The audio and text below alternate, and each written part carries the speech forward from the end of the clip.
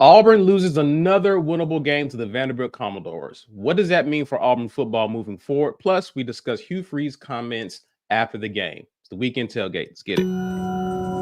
This is the weekend tailgate.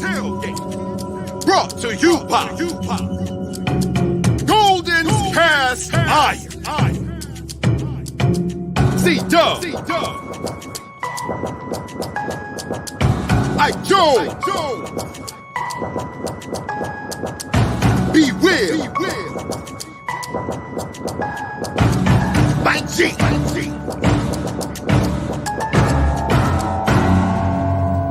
You are now listening to Weekend Tailgate. You guys know the deal. Join as a member. Continue to support the work we're doing. It's getting harder week after week, guys, but we're here. We're showing up. In life, it's hard to find people to show up every day. The three of us are here today to talk about what happened on Saturday. You can continue to join one of the greatest green name communities out there by hitting that join button. $5.99 a month will get you there. Also want to thank our title sponsor, Golden's Cast Iron. This show is brought to you in part by our friends at Golden's. Homegrown here in Columbus, Georgia, not too far outside of Auburn, but they're bringing you guys lots of great quality products like kettlebells and dumbbells and grills and fire pits. I got the Kamado grill. B has the fire pit, and we can both tell you these are things that you need. You need both. So go on over to goldenscastiron.com/report. /WR and use code Get Your Weight Up for 15% off your weights. And code TWR for $65 off fire pits and Kamado grills. I think we got they're cooking something special up for you guys. Last but not least, I definitely want to thank our show sponsor, Rogue Shop. Visit rogueshop.com and use code REPORT to get 15% off your next Rogue Shop order. Plenty of pain, stress, anxiety, lack of sleep after Saturday's game. Rogue Shop has you covered, guys. So rogueshop.com, use code REPORT to get 15% off.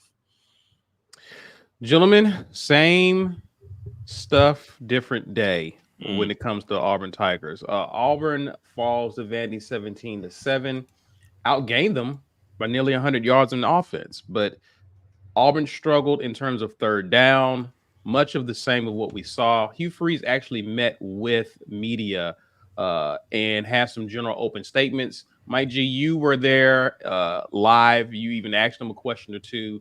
I'm going to definitely get your thoughts, but let's hear what Hugh Freeze just had to say opening up about that loss. You know, just very disappointed. I thought our defense played their guts out and played well enough to win and probably did the best job against that squad of anyone all year. And, outgained them again and for like the fifth time this year it feels like and don't have anything to show for it because we're just not able to finish. And whether it's finishing drives with points from our field goal unit or whether it's us not converting third downs, we struggled at all of that today. And certainly disappointed that we didn't stack upon last week's effort. Just I didn't think we strained as well offensively as we did last week at Kentucky. Mike, we've heard this before, and it's week 10, or was week 10. Is it safe to say this is Auburn at this point, and that Hugh Freeze probably does not have a solution for these issues we're seeing offensively? This year, certainly. Yes. But I think that's in large part due to the personnel you picked, particularly at quarterback. We have a clip that we're going to play later, but earlier in the season, he was talking about limiting the scope of what they were doing, which is a mind-numbing statement to make given the experience that you have at quarterback. You should not be limiting anything. As a matter of fact, it should allow you to expand your offense. Auburn doesn't have a talent issue from a broad perspective. They have a development one. On the defensive side of the ball, you're playing more young guys than anybody in the country. at the P4 level. Look what they're doing. Look what they're doing. So, guys like Jay Crawford, I know Kaden Lee's not a freshman, but DeMarcus Riddick, look what he's doing, flying around everywhere, making tackles in the backfield. DeMarcus was my pick for surprise defensive player as far as the freshman was coming in. He didn't get off to a fast start, but boy, man, has he caught on. It's exciting to see what they're doing on that side of the football. You have talent greater than or equal to those guys on offense in Cam and Perry and Malcolm. Jarquez Hunter should be walking out of Auburn, the third leading rusher in Auburn history. He's just 500 yards over the last few games to get it. If they don't make a bowl game, it's going to be really hard for him to get here. Saturday was a setback. He needed a big day on Saturday. He didn't get it. This is we asked the question, guys. Is there a deeper issue here? Remember this a couple shows ago? Is it deeper than just players? And is there some kind of internal culture problem? It's hard not to feel like there is. I don't know if you were on the post game or you had any thoughts on this, but like, you mean with the comments from Freeze? Yeah, he's not saying nothing new. He's not saying nothing new. We know what it is. What can he say at this point? It gets tenuous when a guy does a lot of losing. In particular, we remember what like Harson's last few weeks were like when the press asked him something and he's like, I don't know what you're talking about. And everybody's like, nah, I think we know what he's talking about. So it's like coaches don't want to talk about how bad they're losing. They don't want to throw players under the bus because Freeze has done that. And I think he got wind that wasn't a good idea. So he stops doing that and he uses the phrase we to cover the multitude of everybody who may need to be blamed for it. Coaches, players, we got to do better. But we all got odds and we can see what's not working. And honestly, this is the bed that Hugh Freeze chose to make, a while back when before Gus got fired, Mike was like, I don't know, man. It seems like Gus is just going to ride or die with Bo. And Gus didn't do jack squat with Bo. And the offense was bad with Bo, and Gus got fired. And it seems like Hugh seems content to ride or die with Peyton Thorne. And I don't know, man. Bo Nix is a better bet than Peyton Thorne. Bo Nix is a better bet than Peyton Thorne. Buddy, I'm confused. It seems to me like you don't play like this. You don't play who you're playing without making significant changes unless you are just sure you're getting year 3. Like he has to have already gotten that pat on the back from the people that matter. You're going to be here for 3 years, no matter what. I mean, his contract's not huge, but it's still a significant enough amount of money. When they said that, though, I'm sure they didn't envision this, like 3 wins going into November. So, that I agree with you, but that could be a fluid situation based on results. It could be. It could be. And how the rest of the season pans out. Right. Now, hear me out. Based on how you handled the previous coach, firing him before 2 years, and how Gus's firing was viewed by a lot of people outside of Auburn, you may be in a position where you don't have a choice but to give him 3 years, no matter how this turns out, because fans, I'll say this till I'm blue in the face, the way fans view firings and the way coaches view firings in the coaching community are very, very different. In the coaching community, no matter how much you think Brian Harsin screwed Auburn, in the coaching community, and I've talked to a lot of them, they widely believe he got screwed and never had a shot. They're a very tight-knit community. And so firing Freeze, no matter what these results are like, I'm telling you, man, a lot of these coaches are going to be like, yeah, I don't know. Because one day it could be them on that hot seat. Right. With Murphy's Law happening on their team and things going on. We talk about like Towns. He could not have predicted the thing with Towns. I was talking to somebody before the game, and a lot of Towns' symptoms sound autoimmune. It sounds like Crohn's disease. I don't know if he's been officially diagnosed. You mean McPherson? Yeah. They kept calling it IBS. Yeah, McPherson. I'm sorry. They kept calling it IBS, and I am like, well, okay, you couldn't have predicted that. Because we didn't see Alex on Saturday. And for what I understand, having an autoimmune disease myself, in that first year, it takes a while to get the symptoms under control. The first year is usually hell. But You didn't have a viable backup. Right. Right. I mean, at this point, whole tryouts on campus for kicker. Yeah. 2 field goals could have completely changed the complexion of that game. That's crazy, man. I was shocked that they didn't go for it. There's a wider issue here with Auburn, and you know, he's got to figure out a way to manage it or bring somebody else in who can fix it, and then you CEO this thing somehow. You know, it's Hugh Freeze just a figurehead at this point, and give it, because it felt like they got away from what they did last week. And, you know, yeah, again, we have a clip where he talks about that later, but yeah, I'm baffled, man. I still 24 hours later, and I'm still kind of at a loss for words for what we saw. I know what we saw.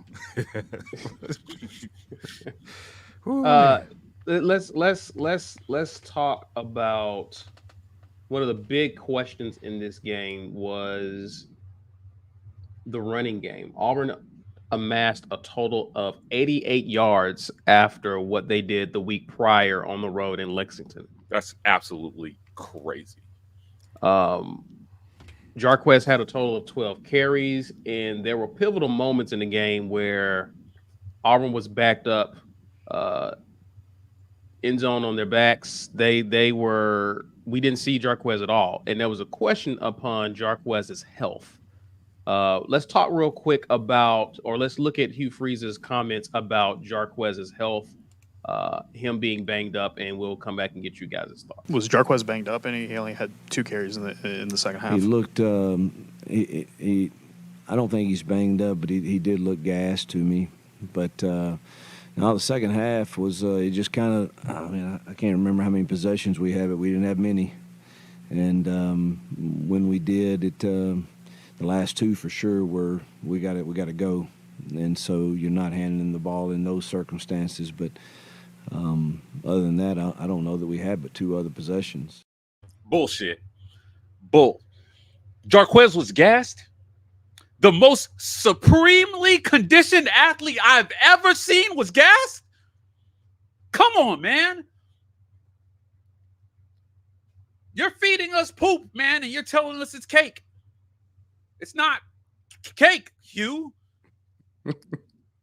That was a crazy state. He was gassed. There was some plan to do whatever they were doing. There was like a triple option looking thing they were doing with Damari and Cobb. Yeah. You clearly had a plan to get those guys more involved. And last week worked because it was simple. Hand the ball off and let Jarquez do his thing. And don't quit on it in the first quarter. Right. That was probably, I was exasperated. I could not. I didn't have words for that. He looked gassed. Really? If you was gonna put an excuse out there, that was the ultimate.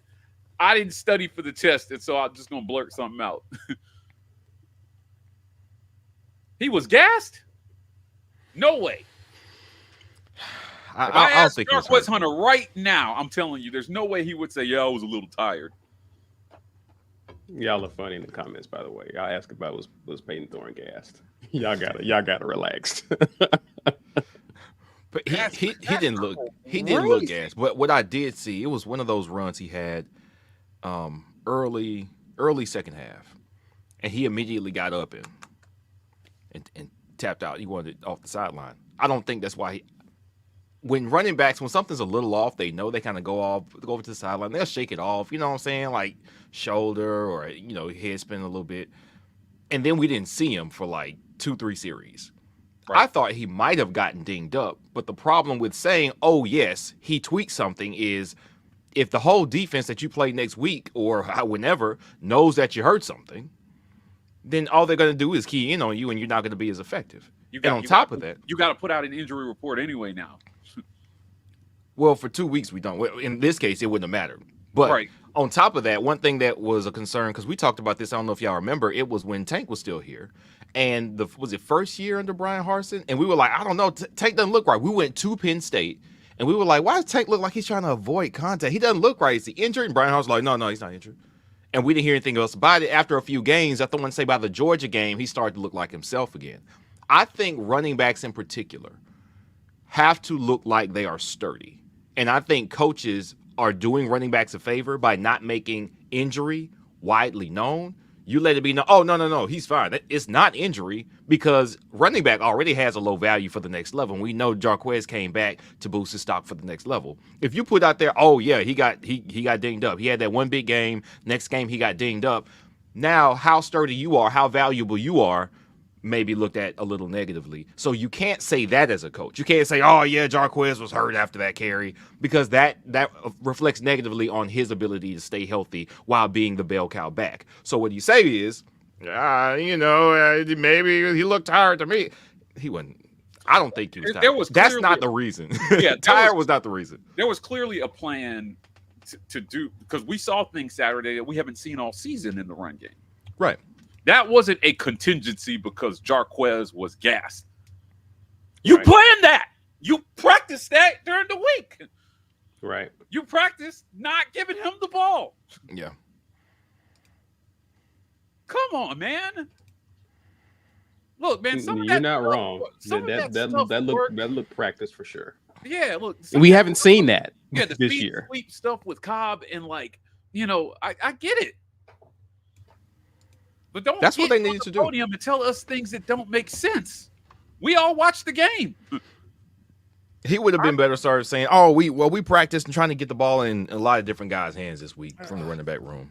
Yeah, we had a plan for everybody. That's better than what I still wouldn't have liked that, but right. I would have preferred that over. Yeah, tell the truth. Being gassed. Yeah. Right, but the problem is that then you have to openly, with your chest, say, even though it worked last week. Now, I do want to say something.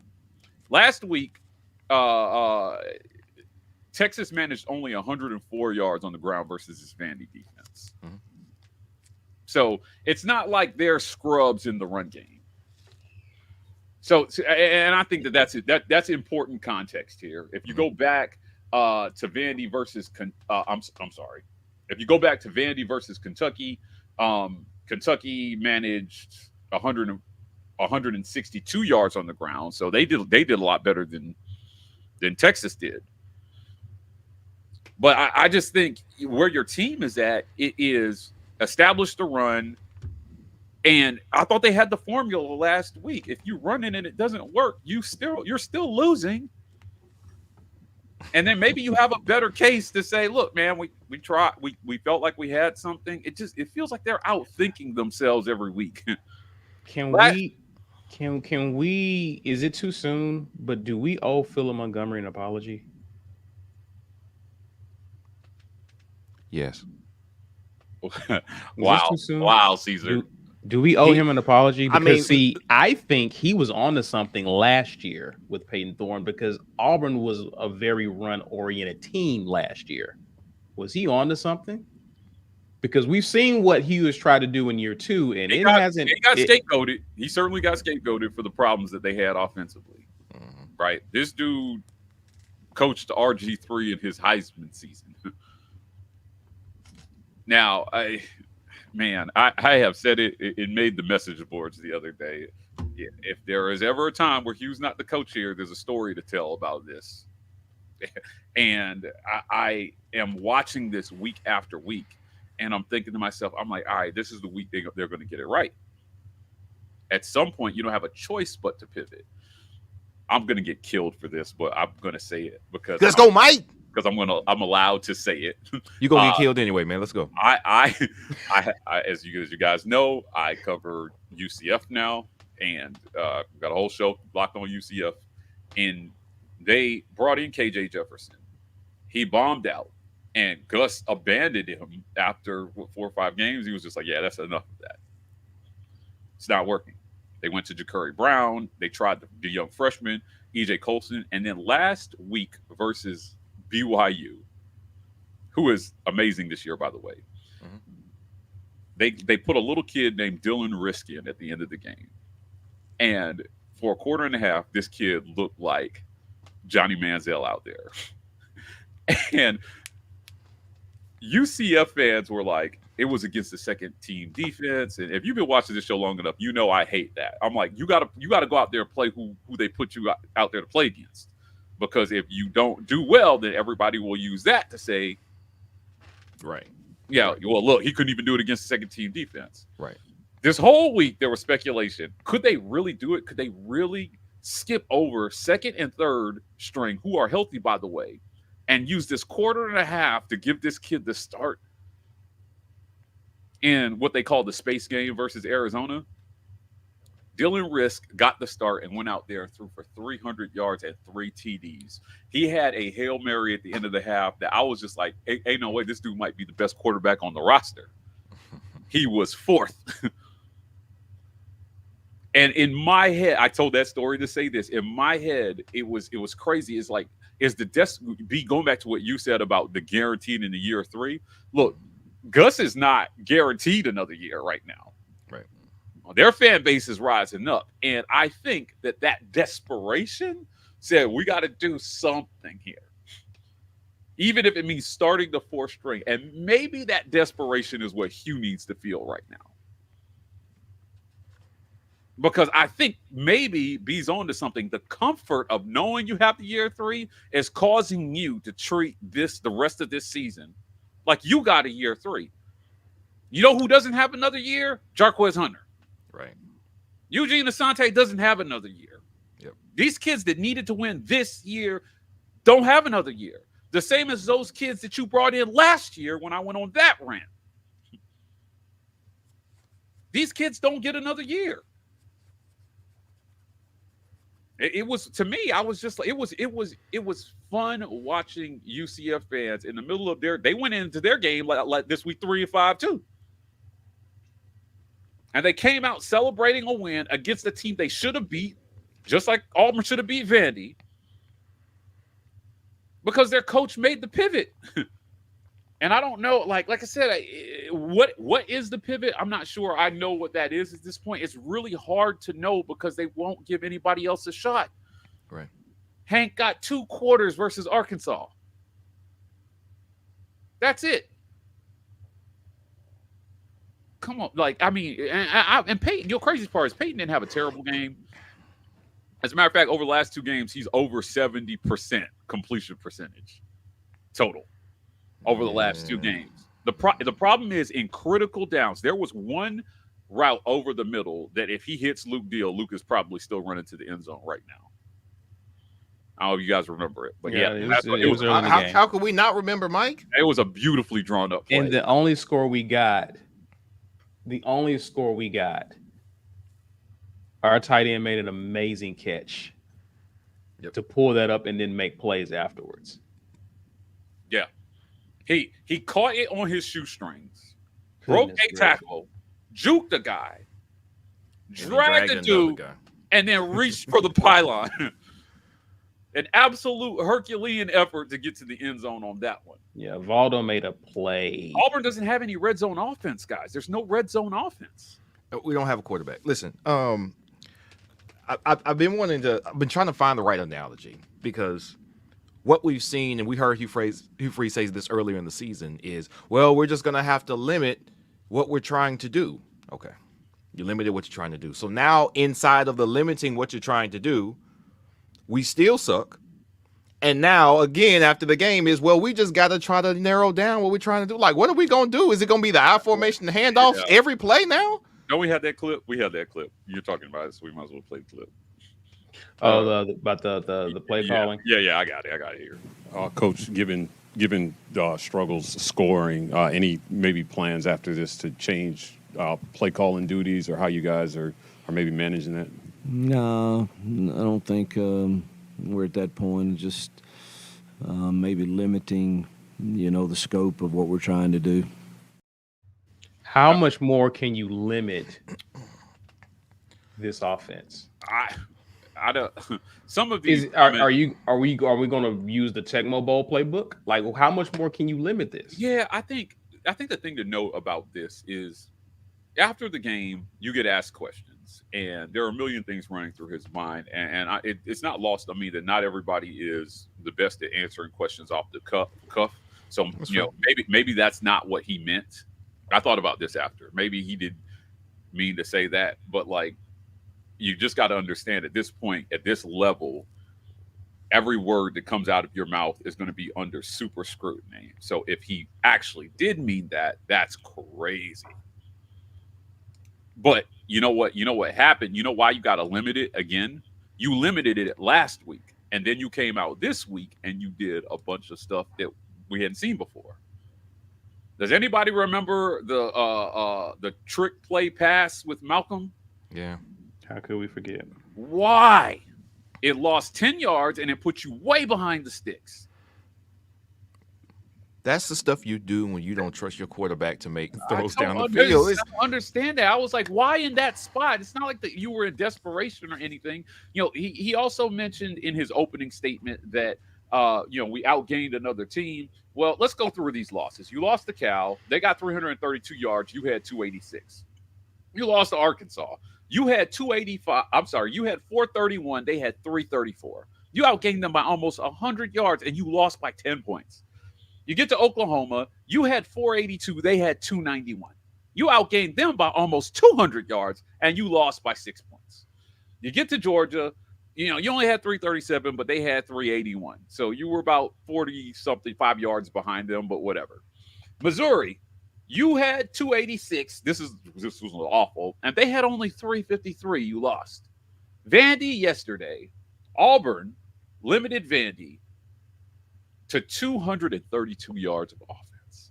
They barely got up the football field twice.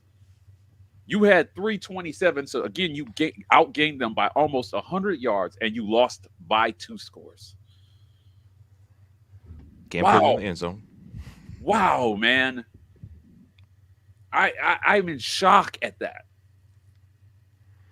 I don't even know what to say about that. This is coaching. This isn't about talent. This is coaching. And you can beat up on Peyton all you want. I'm telling you, there is a version of an offense somewhere where Peyton can get these wins. I'm not sure this staff knows what that offense looks like. Right. That's absolutely. There's a coach out there that could take Peyton Thorne and have this team. What are they? 3-6 right now? 6-3. Now we saw again. Now we saw this happen in very short circumstances. But to your point, Mike, Hugh Freeze, if he doesn't feel the pressure, like his job is at stake, then he doesn't feel rushed to change anything immediately. Because we saw Cadillac come in and take a team that was honestly dejected, that had far less talent. The offensive line play from that team that year up until the point that Brian Harsin got fired was awful. It was the most abysmal offensive line play we had seen at Auburn in quite a while. And all of a sudden, Cadillac took a guy who not only had very little experience of playing, had a bum shoulder and couldn't throw, an offensive line that couldn't block seemingly, and we're finding several hundred yards of offense per game. He had never been a head coach before. The offensive line coach turned into the offensive coordinator.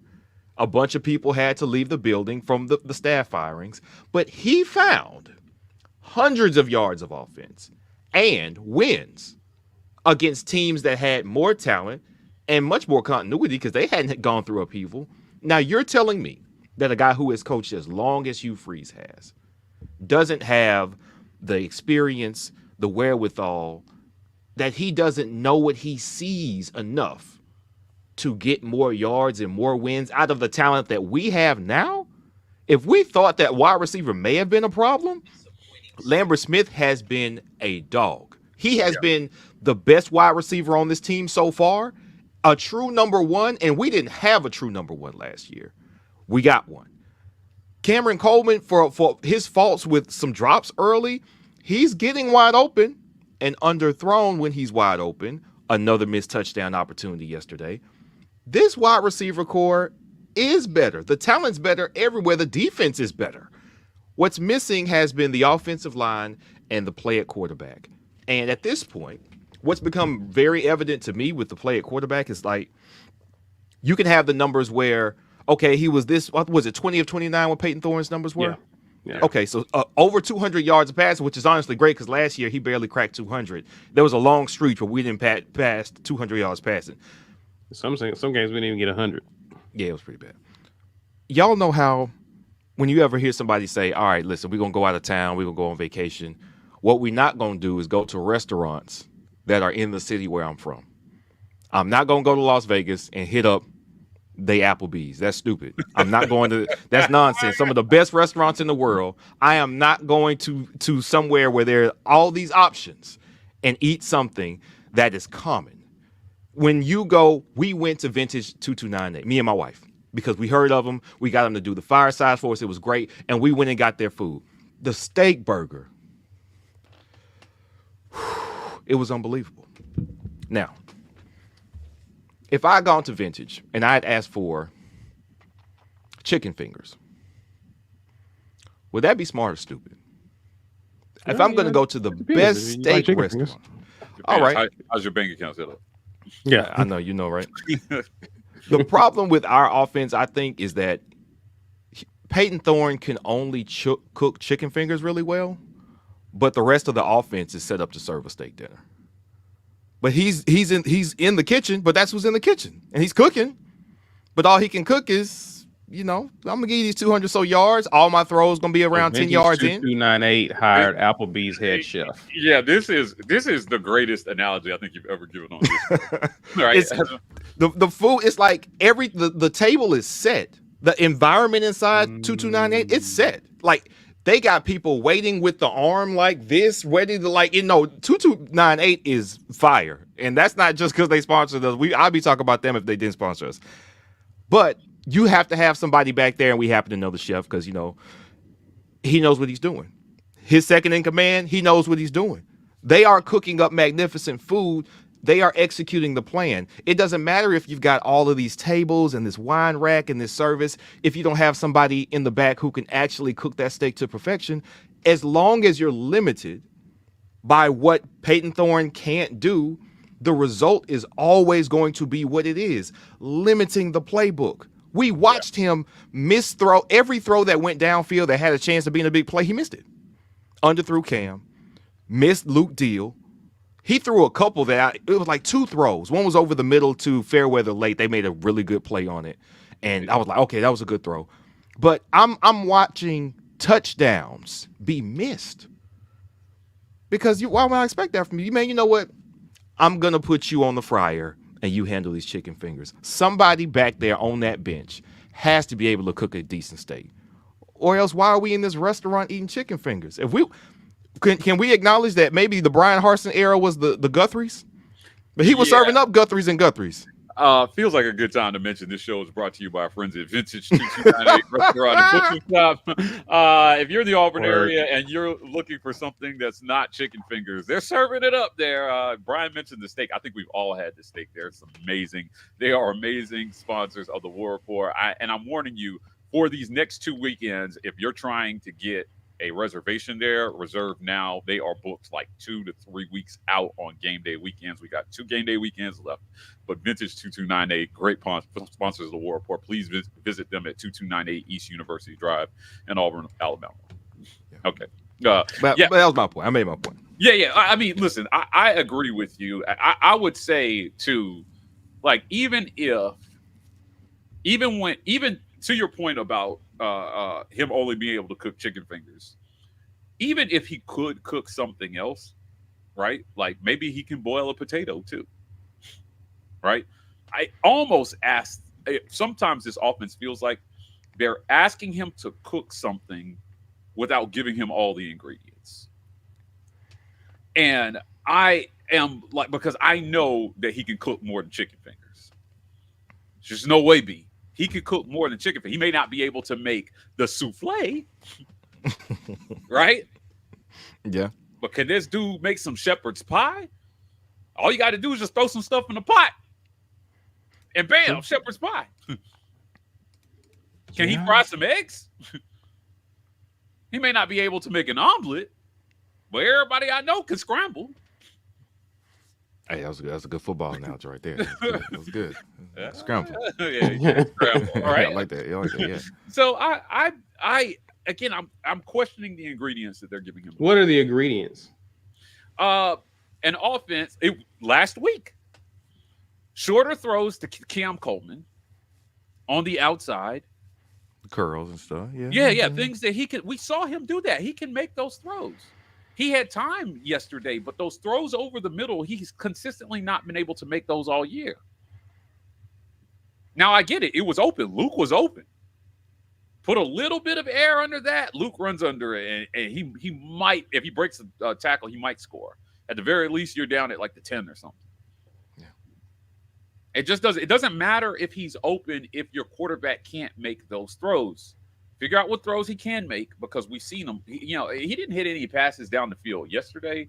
As a matter of fact, he took 2 shots down the field. One was to Cam Coleman deep left, and the other was to Luke Deal over the middle. 0 for 2. So you didn't really take any more shots. He was 3 for 5 from 10 to 20 yards. And then inside of that, like, he was nearly perfect from 10 yards in. Give him more of what he can do 20 yards or more in. The protection, pass protection was actually really good at points during this. I saying those weren't available. No, they were calling Which them out ones? that Vandy. I'm guessing the short throws he's best at, maybe the 10 to 20s. You have to elaborate, Ike. Yeah, he was 15 for 19 inside of 10 yards. He made 19 throws inside. And he threw almost 30 times in the game. So, I mean, they were there. There were throws there. He completed a good portion of them. I think the problem, though, is the biggest issue when it comes to Peyton Thorne, in my opinion, has been situationally, which is the story of this whole Auburn offense. Is because, again, you got to look at what teams are doing to Auburn on third down. Auburn only converted twice. Well, yes, he's completing passes on a first down, but for whatever reason, when it's time to get a stop and get off the field, we can't make a play. Well, if you're going to run as little as they ran yesterday, right? If you're going to, I mean, because it felt like, again, they were doing some things that we hadn't seen before in the run game, rather than just handing it off to Jarquez. Now, I understand this is a tough Vandy defense this year to run against. But if it's me, I'm giving the ball to my best player, and I'm just letting him cook. And if they stop it, like, you've committed to it and they're stopping, you make the adjustment at halftime because your defense is playing well enough. To me, they gave up on it before halftime. And in Kentucky, they didn't quit on it, and eventually he broke out. In that first quarter, it felt like they were stopping the run, and by the second quarter, he was gone. I don't mind them using Damari and Jeremiah Cobb more. This felt like a deviation. So if there was something else going on and they just didn't want to say B, like you were saying, if he was really sick and that's why they got away from it, at this point in the season, I would rather just hear him say that. ULM is your next game. Just say that. Just say he was sick. But don't get up on the podium and tell us he was gassed. I refuse to believe that. I'm sorry. Let's get to the gas is if he's sick. Let's get to the break. Before we do, B Will, what season is it before you go?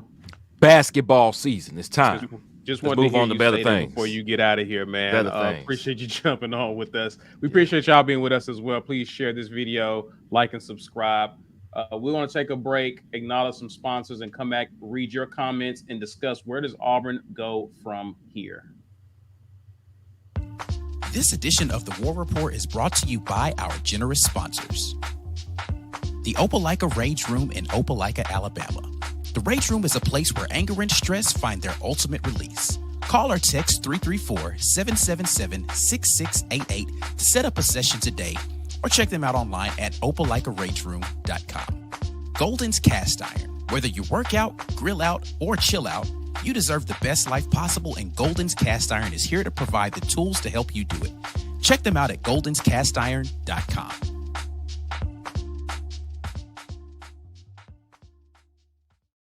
This episode of the War Report is brought to you by our friends at Los Amigos Mexican Restaurant, brand new sponsor of the War Report. We appreciate them for jumping on, guys. Please go visit them at USA Town Center at 1220 Fox Run Avenue, Suite 200 in Opelika, Alabama. That's over by where the the driver's license office is at, right after you cross 280.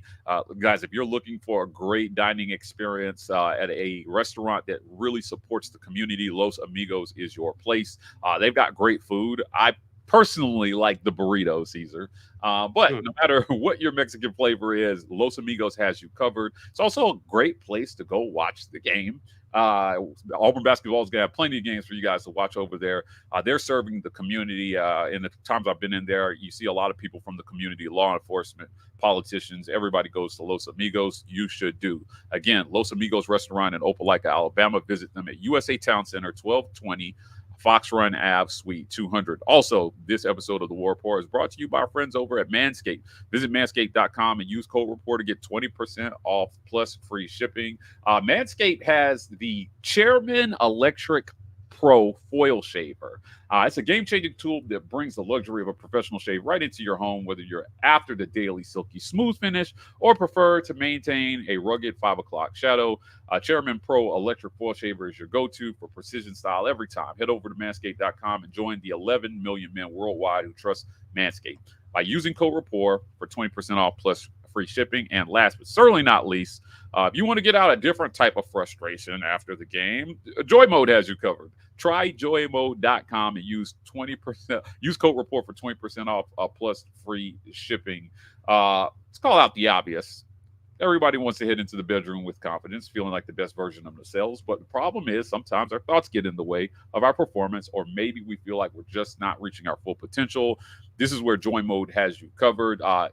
You can take this like your favorite greens pack in 6 to 8 ounces of water about 45 minutes before you plan that special time with that special someone and watch the magic happen. Again, try joymode.com and use code REPORT for 20% off plus free shipping. And as always, we appreciate you guys for hanging out with us. Giving your comments. We especially are thankful for those who are super chatting us. We do want to get to some of your comments. Let's get started to it. Anthony Long says, so why did Coach Hugh Freeze lie about Hunter being gassed? He had 12 carries for 50 yards. Yeah, again, if the reason you didn't run him more was because he was gassed or he wasn't feeling well, it's hard to reconcile that with what we were seeing them run on the field. This thing that they were doing with Cobb and Damari, like, maybe it was a contingency. I don't want to say that it wasn't, because maybe it was, or maybe if you knew he was sick, it was a contingency that was put in because he wasn't feeling well headed into that game. I would have rather him had said that, right? It feels like this coach struggles with knowing when to give us coach speak and when to say just what it was. Look, guys, Jarquez was not feeling well, and he's a dog. He wanted to play. We got him out there, but we used a combination of backs we felt like gave us the best chance to win under the circumstances, right? I would have rather just heard that at this point. Nobody's questioning his grit or resolve.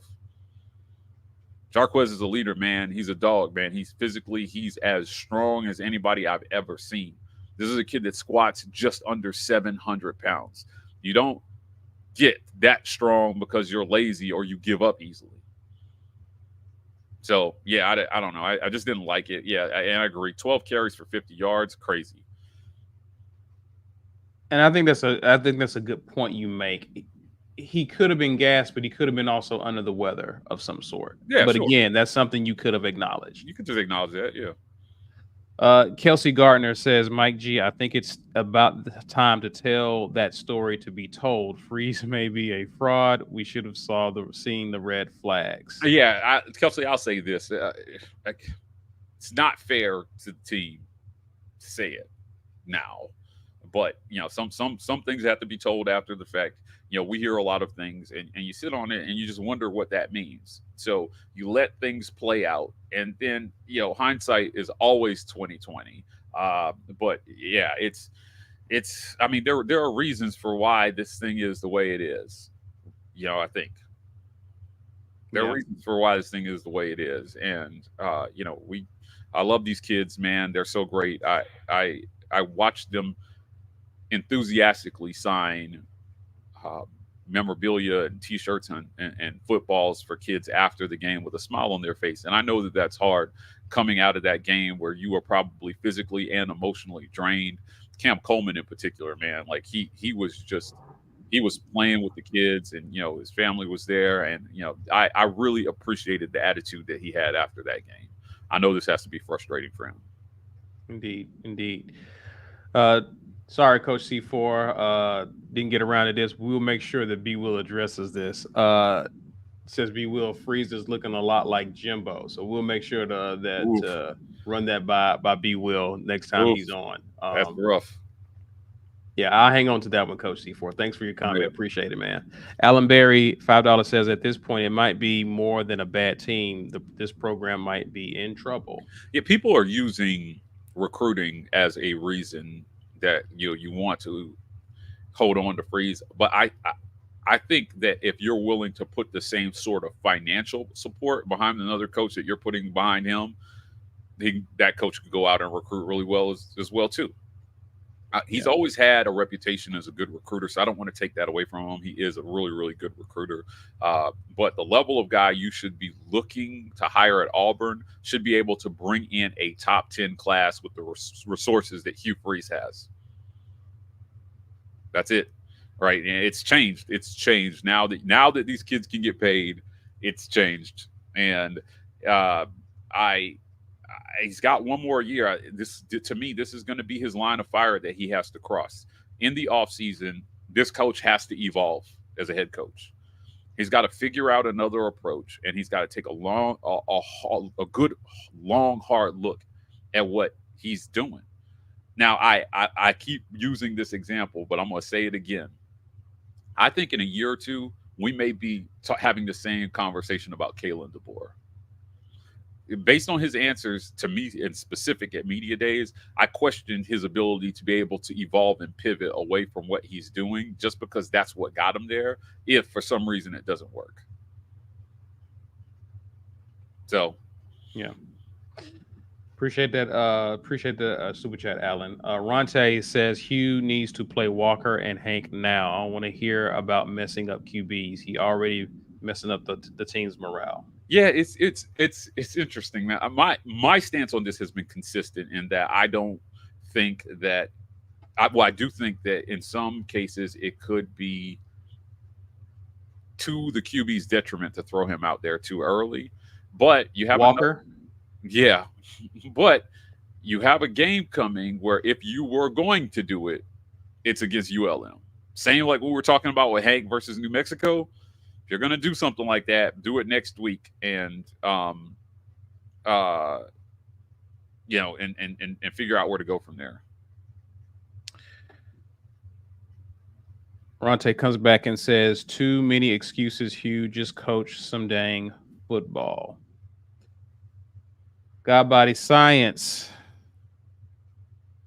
says Auburn needs an O-line, period. The O-line is terrible. Hunter made them yards last week, hard yards last week after contact. Watch the tape. No offensive line on offense. This is Auburn's problem. So Godbody Science points to the O-line play being a big part of the issue. Yeah. Definitely got to address the O-line situation. And I'm curious about Isaiah Miller's health. I don't know if anyone asked Hugh about that. Yeah, it's tough. So I don't know. But yes, the Auburn definitely has to address that in the offseason, Godbody. Appreciate your comment.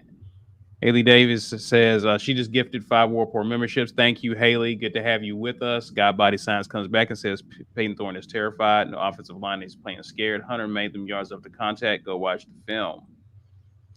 That's just been Hunter ever since he's been at Auburn, though, making yards after contact. He's just a really, really difficult guy to bring down upon first contact. Yeah. But definitely some concerns with offensive line and QB play.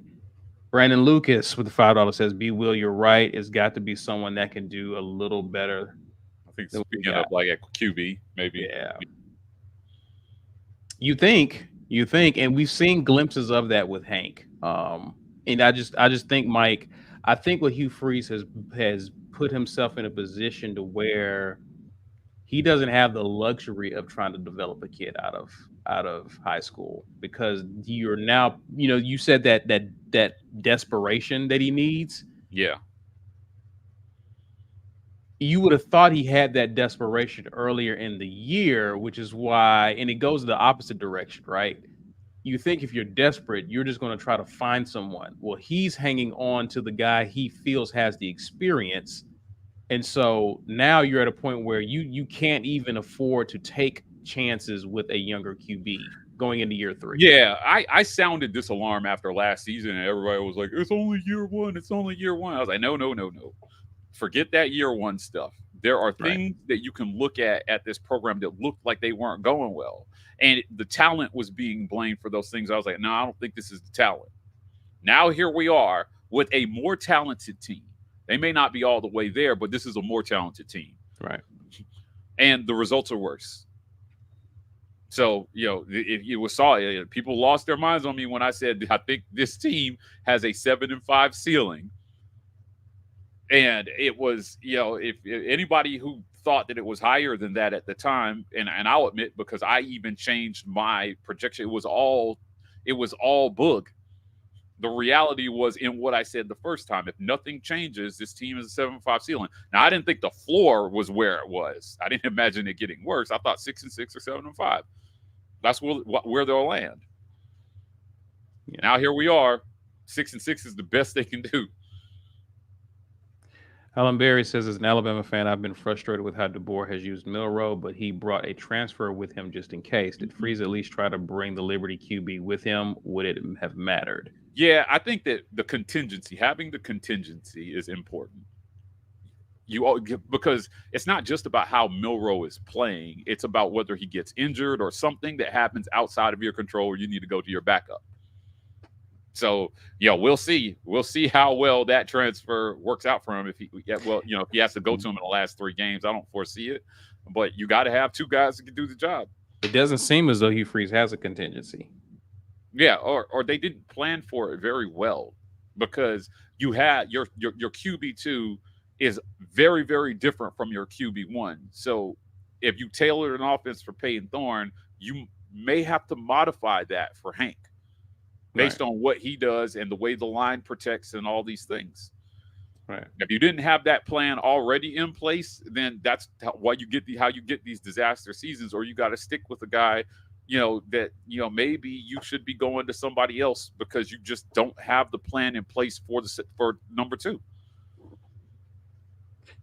God Body Science says, how is pass protection good when they cannot make a 3rd down? Hunter had very few breaking runs. They have, like, if you go back and watch that game, and incredible, like, on that pass, and I'm not saying it's good. I'm saying, like, it's been okay at points during that game. On the throws that he had downfield, a lot of them he had time. He had time to sit in the pocket and find Luke Deal across the middle. The problem is that when you can't make those passes, they're going to tee off on you and just come after it, right. And you're going to have less time. So I listen. This offensive line, I'm not sitting here telling you this offensive line is great, but they play well enough that you could scheme something up and cover them a little bit. But the QB has to get the ball out of his hands. The longer every second he holds onto the ball, it makes it difficult for a offensive line that plays at the level that this offensive line plays at. Hugh Freeze says that Peyton is a thinker. So if he's not that decisive getting the ball out or knowing where to go, that plays into this problem with the offensive line. Well. Yeah, we this is another example we use week after week on this show. We've seen teams do way better than Auburn because the offense is predicated around getting the ball out of the QB's hands, or the QB is mobile or whatnot. Joe Burrow got sacked 39 times in his Heisman season. One of the highest rates in the country. It's like nobody talks about that offensive line because he was so good at decision making. If you didn't have that guy back there as a trigger man, then you had to have a version of this offense where what I thought was last week. I thought it was last week. I thought it would look like last week, and this did not look like last week at all. Now, the opponent matters, sure, but it feels like they abandoned almost everything they did last week. Tim Tulane Taylor says, chances that Coach Hugh Freeze lets Nix take that other job and get a guy who can do the game planning and play calling. The problem that it's hard. It's a hard question to answer because I just don't know how much of what we're seeing is who. You can scheme something up, but on game day, it only matters what you call.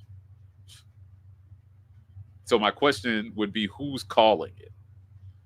Last week, I was told it was primarily Derek Nix. This week, I would love to hear the answer to that question. Because when he's been asked, he says, Kent calls a little, I call a little, Derek calls a little. Like, come on, man. Well, that's not working. It's clearly not working. This is why I asked the question, Mike, do we owe Philip Montgomery an apology? Because the idea moving forward is that we wouldn't be having these same conversations again over an anemic, struggling offense again. Right. Right. So I'm not saying Philip Montgomery wasn't without mistake or flaws. I'm saying you still have the same problem. So the problem wasn't a person. It is systemic. Correct. Yeah.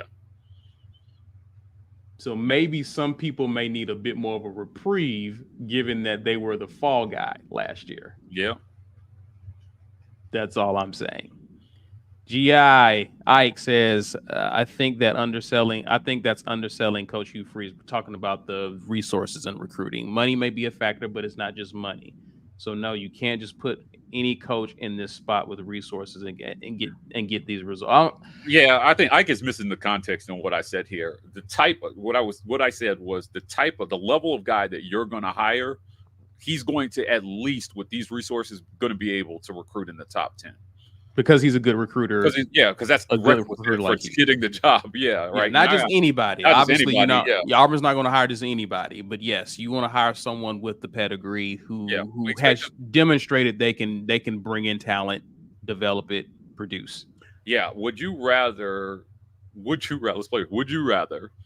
have a coach who can recruit in the top 3, but struggles like this, or a recruit that just brings in like a top 6 to 10 class every year? It's more important, I think, like once you get inside the top 10, that you know what you're doing with development. You're going to hit some studs, sure, but like all the talent in the world, man, if you're doing this, it just doesn't matter. That's how we saw Jimbo get fired. Yeah. So, like I said, Auburn requisite should be a guy who can recruit in the top 10. But plus these resources, he should get a bump. Yeah. $92 million performance center. You've got all these things that are uniquely Auburn that help give that coach a little bit of a boost. If you can't recruit in the top 15 already, then no, you're not even a candidate for the job. Right. All right, Mike. Auburn is pretty much who Auburn is at this point, Mike, right? Like for this 2024 season, I don't know what this coaching staff can do to get a different result offensively outside of some severe changes in terms of roster or scheme or whatever the case. Hugh Freeze has already said that he doesn't foresee any changes in terms of how they approach the game offensively, play calling and whatnot. Okay. My question to you is this, and I'm gonna play a clip from Hugh Freeze in terms of the rest of the season, and then I'm going to ask you, what does Auburn go from here? Let's hear from Hugh Freeze. I'll go back to work Monday. See, we're open next week, so we'll have a good week to try to get a little healthier and obviously figure out what we think we can do with the 3 remaining games, particularly offensively. I think our defense is playing well enough to keep us in games. We've got to figure out a way to finish drives and score points, but we're not playing well on third down, and we're not finishing the drives that we do have. The first drive of the third quarter I thought was great, and we go right down and hopefully come away with points, and we don't, and that's kind of a momentum killer. And we failed to keep our energy up, too, it felt like, on the sideline as compared to the other night at Kentucky. So at this point, does Auburn continue to do what it's been doing? And I asked you this question offline. I'm going to ask it here. Is it time for this coaching staff to really begin to pivot towards the future and really work on maintaining its roster and putting some guys out there that we have not seen much of, particularly on offense. Defensively, you've been playing a lot of young guys, so it's not like that's been an issue over there. But in terms of offense, QB, Peyton Thorne's not coming back after this season, and I don't think he has much pro prospects. Is it time for Hugh Freeze to try something at the QB position? Whatever you do, the goal should be to win games. So I'm not in favor of him doing anything just to do it if he doesn't feel like he can put together a winning game plan with whoever he chooses. But I think that does a disservice to all the other guys. So the goal still has to be to win games. You got to feel like you can go out there and win, but it can't just be about getting guys experience. It's not fair to everybody else. It's not fair to the defense that's going to go out there and play their asses off again if you're putting something out there that you don't think you can win with. So it can't only be about that. But, is there – so the question to me is, do you feel like you can win with anybody else? Do you feel like you can win with anybody else? If the answer to that question is yes, then I do think that you start playing those other guys. On offense, it's pretty simple. Look, the offensive line kind of is what it is. At running back, I don't think you have problems. The problem is not the talent; it's the scheme. You got some younger guys, sure, but again, not. And then wide receiver, Keandre Lambert-Smith is been your best receiver, but he's not a young guy, so he's not coming off the field. There's no reason to take him off the field. Cam is out there, sure. We're seeing more Malcolm, which, quite honestly, should have seen that earlier. And that leaves Perry and Bryce. Is there a way to work those guys in more? Right. Now, maybe that's just rotations or, it's when you don't have any offensive flow, all these rotating things is really hard. Sure. It is. But you don't I don't know. We don't see a lot of 10 personnel packages with Auburn either. So, it's just really difficult. Do you have an offense that could get more of these guys on the field together? The way they've set this up, I don't know that the version of that you're talking about exists. So you're just kind of stuck doing what you've been doing through the end of the season and maybe changing the trigger man. But you do have an open week coming, so could you install something during the open week? It looked to me on Saturday like they tried to do some extremely different ideas against Vandy in the run game. It was effective at times, but what you're struggling with is consistency. And it still did not produce the consistency that Auburn needs to win football games. Mm-hmm. Had it not been for Rivaldo's crazy effort to get to the end zone, Auburn may have gotten goose-egged in that game. Yeah. That's scary.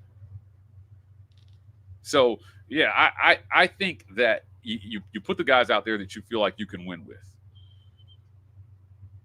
They seem to think that it's Peyton. And if I were Hank, I'd be out of here. But I guess that's my point, Mike. That argument made sense weeks ago after the Arkansas game. Right? Some people would still disagree, but what I'm saying is you feel that Peyton Thorne gives you the best chance to win. Cool. You're not winning, though. At least not with these game plans you're conjuring up week after week. You beat Kentucky on the road.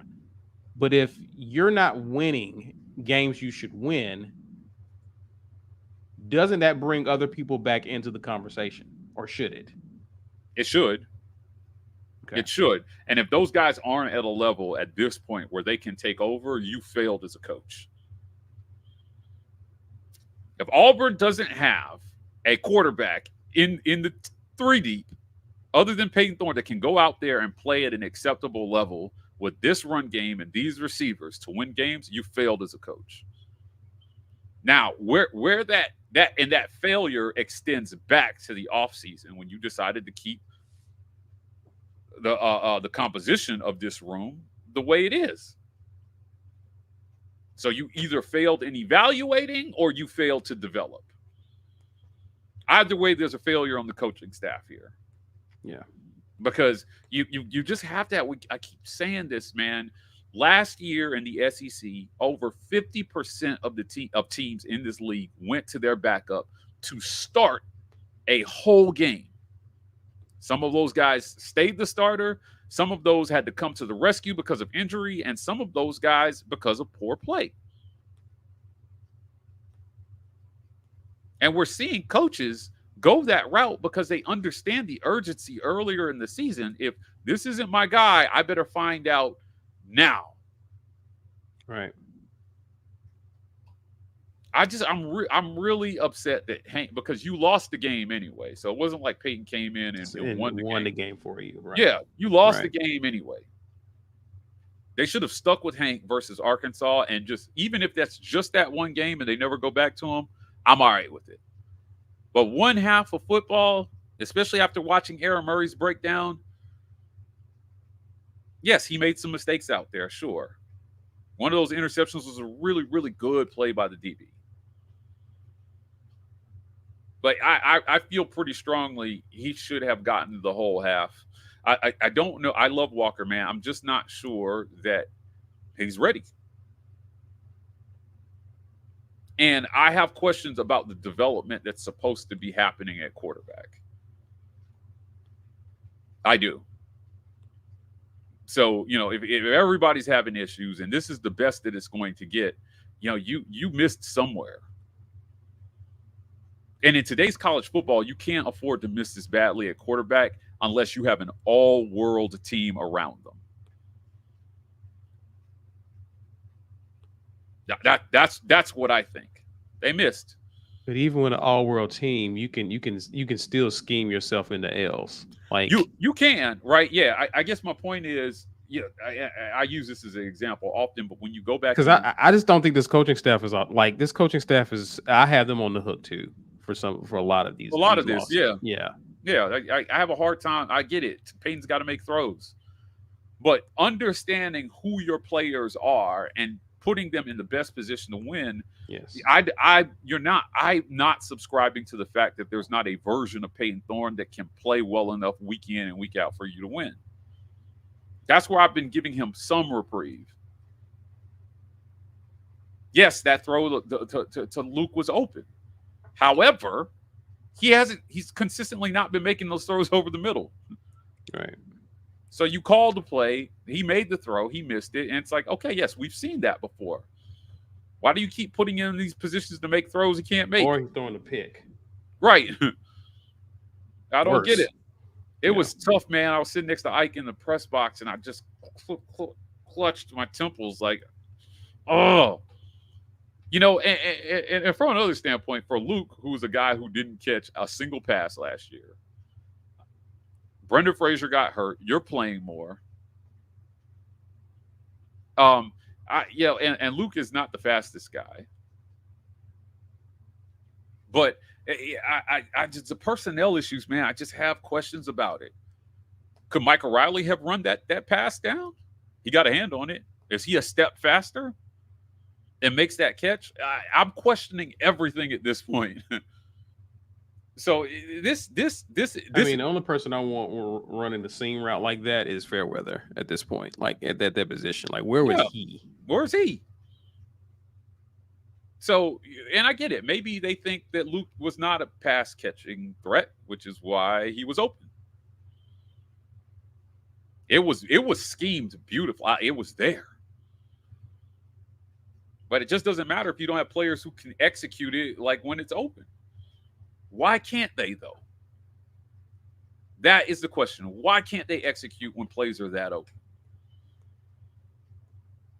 I've got questions, and I think that ultimately, if Hugh Freeze doesn't start providing some answers, this might be the hottest seat in college football going into next year.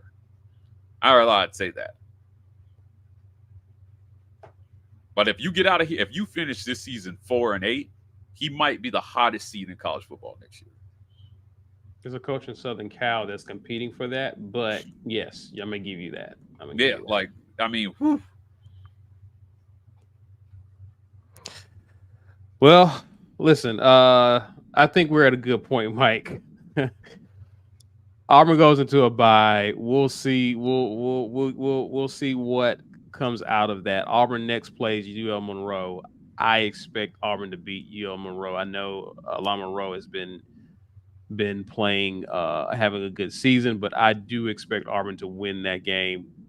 Goodness, if Auburn can't get to 4 wins, that's going to be devastating. Fire everybody. If you lose the UL Monroe, that's going to be on record. Devastating. Yeah. I don't. It just should be waiting for him in the locker room. No reason to lose that game. Period. Yeah. That'll be what, the second G5 loss in as many years. Has that ever happened in Auburn history? Where you've lost a G5 game 2 years in a row? I don't think I've seen it in my time of watching Auburn football. I don't care what recruiting looks like, man. If you don't win that game, fire him and go find somebody else. You can't beat UL Monroe with this talent. Like, at home. That's how many? 4 home losses on the season? Cal, Arkansas, Oklahoma, now Vandy. When was the last time Auburn lost 4 home? 6. You're talking about 5, and then I don't expect you're going to respond. You're not looking ahead to Texas A&M and beating them the following week. Yeah, you're looking at 6 losses at home. Yeah. I mean, assuming they beat ULM, but right now you're sitting at 4 home losses, so you'd have to lose the last 2 to get the 6. But there's no reason to use. I don't even want to think about that as an option, because the conversations that we're going to have are going to be really uncomfortable. See, right now I'm just talking about, I'm talking about it under assumption Hugh Freeze gets a year 3. He's getting a year 3. I expect that. How do you hang on to some of the guys who obviously they're not having fun losing this much, but how do you get them to see, hey, I need you moving forward, and I'm going to get you on the field just so that you can get some more opportunities, because you are the future. We're building around you. Does Hugh Freeze start doing more of that? Because again, you're staring at 3 and 6 right now. What are you working towards in terms of a season? You've got to go find them a quarterback, and it's got to be in the portal. Because boy, I'll tell you this: you're not. I mean, I don't want to say, because it feels disrespectful to Walker, right? Either Walker White has to make a huge jump this offseason to be the guy. And, I've talked to Walker, he talked a lot in the preseason about how the speed of the game is different.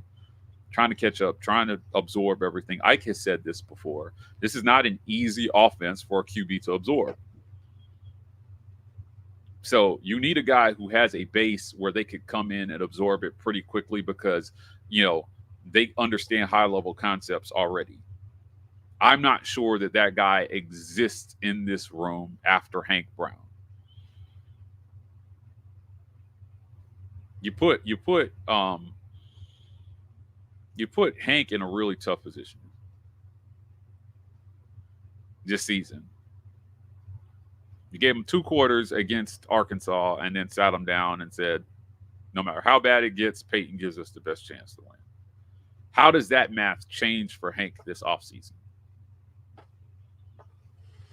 You've watched him. You have watched him in spring ball for however many months, and what are you going to see from Hank that's going to make you believe that he's the guy, other than giving him a chance to do it in the game and prove that he can do it? This is why I use the UCF example. All those quarterbacks practice. And Gus said, KJ Jefferson's our guy. And then after him, they went to the freshman, EJ Colson. Then they sat him and they went to Ja'Cory Brown. You know what made them go to the 4th-string guy? What he did in a game. They put him in the game, and he was throwing passes and looked, like a pro. Yeah. But it wasn't anything that happened in practice that made him suddenly say, we're going to give Dylan Risk a shot. Right. Matter of fact, that's exactly what had him 4th string. Right. Then you give him a chance in a conference game, and he gets the whole game. 300 yards, 3 touchdowns, no interceptions, 75% completion percentage. Sometimes guys surprise you. Does this coach have the nerve to start that guy and see what he gives you? And is it Walker? I don't know. I don't know that it can. I don't know that he set this up for it to be Hank the way he handled it earlier in the season. Yeah, So- I mean, he had training wheels on Hank, and the moment it went bad, he pulled You him. just pull him right off. Yeah. So yeah, I again, the management of this has me questioning just a lot of where you go from here. And then going into the offseason, you got Deuce coming in, but man, is he like Dylan Raiola good? Where he could walk in as a freshman and do it. The SEC is different. It eats up freshmen and spits them out. I don't like I said, there's nothing that's happened with this staff that would make me comfortable with them starting a true freshman. That dude, he's just going to have to be a guy like there's just him. And maybe not Cam Newton good, but Cam Newton type talent. Nothing rattles him, right? Like, he's going to be, he'd have to be one of the best quarterbacks Auburn has ever recruited in the history of the program. To walk in as a freshman into this thing and start day one and win games. Yeah. So yeah, I don't know. Like I said, they haven't, and I think it's fair to say, what have you seen from the staff in 2 years that suggests that they know what to do with a guy like that? Players should not be asked to save the program. The program should be saving the players most of the time. Like, that's what worries me about QB recruiting under Hugh. I don't know how sustainable it is given what he's doing currently on the field and with his QB room. Yeah. Like Hank needed to have succeeded. If the season was going to go this way, here's the thing.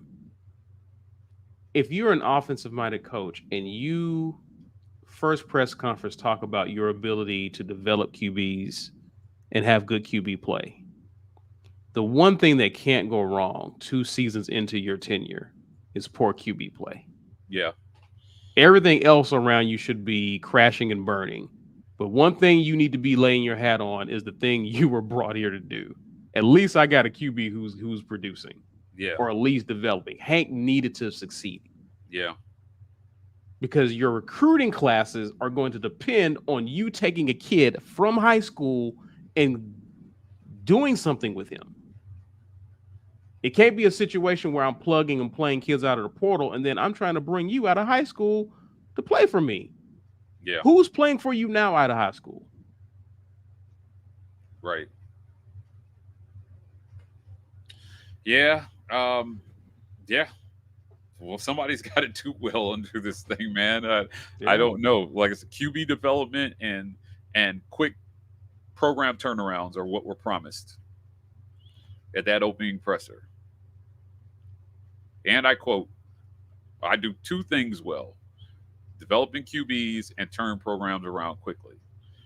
And after year 2, it doesn't look like either of those things is happening. No. So they've just got to find a way to get it going.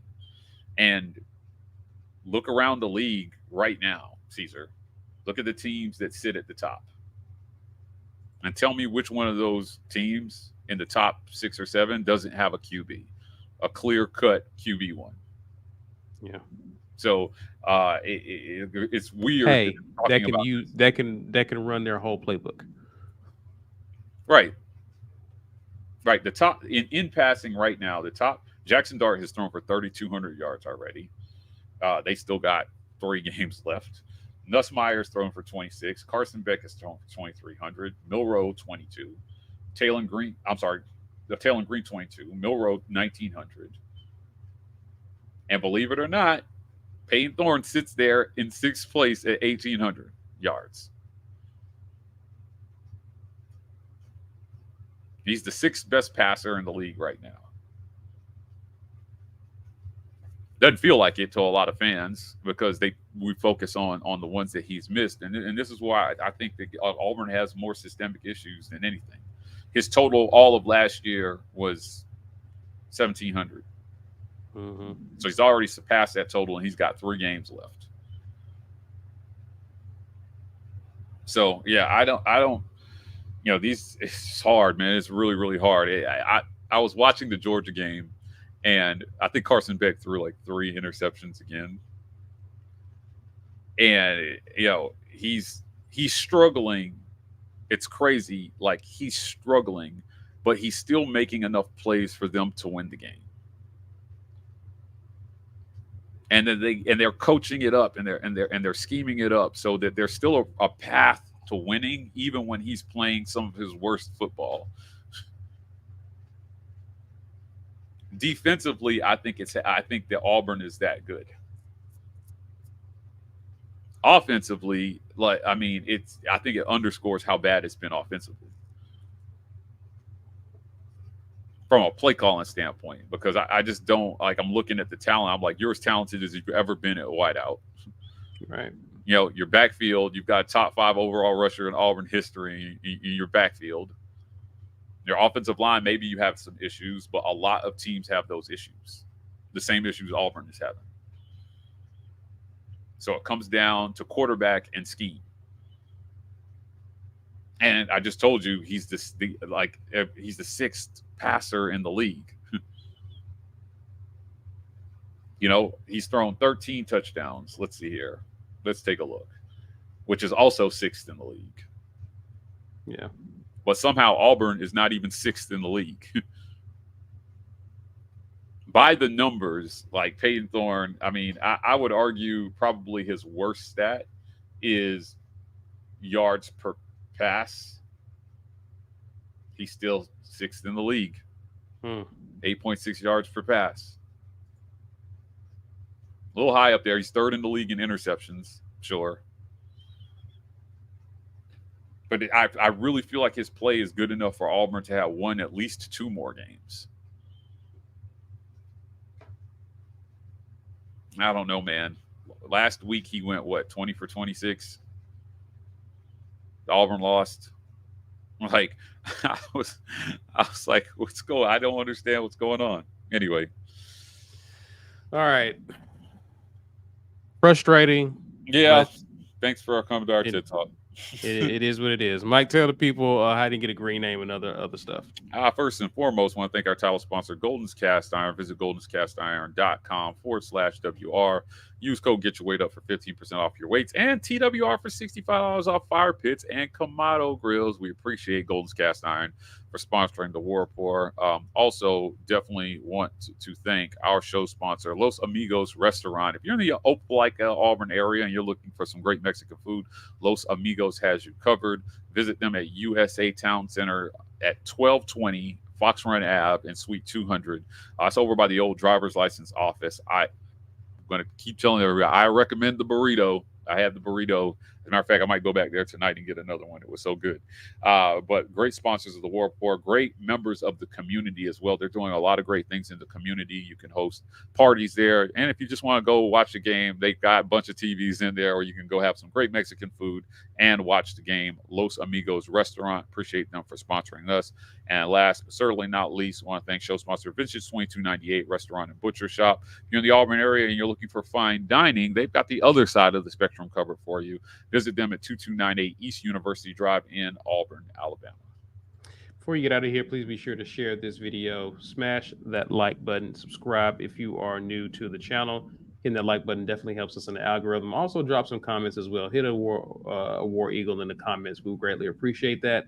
On social media, that is X and Instagram, you can find us at The War Report. You can also find us on TikTok at TW Report. Zipping out, guys. We will definitely be back throughout the week with any news coverage. We'll definitely see you on the midweek report. Until then, enjoy the rest of your weekend. And as always, War Eagle.